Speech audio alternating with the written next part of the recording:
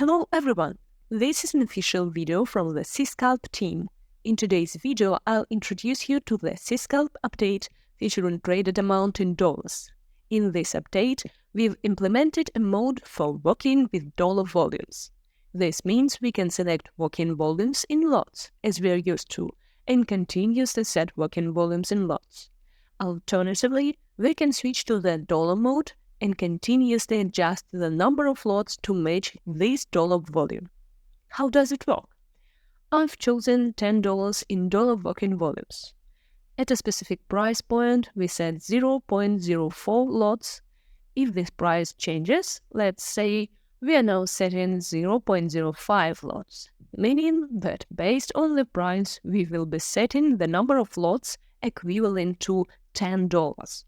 In the menu on the right, you can find approximate values. For example, $10 and the current price equals 0.04 lots, $400 equals 1.6 lots, and so on. These values are approximate and get updated when we work with dollar volumes, either when we modify them or when the price changes by 0.5%. In such cases, these volumes also refresh. To switch between modes, you can click on the dollar working volume in the header and choose the desired mode, or you can use the default hotkey N. Another key aspect of working with dollar volumes is the ability to distribute our working volume across the entire tab. To do this, simply right-click on the dollar working volume and select Apply to Entire tab. As a result, you'll notice that all your working volumes become identical.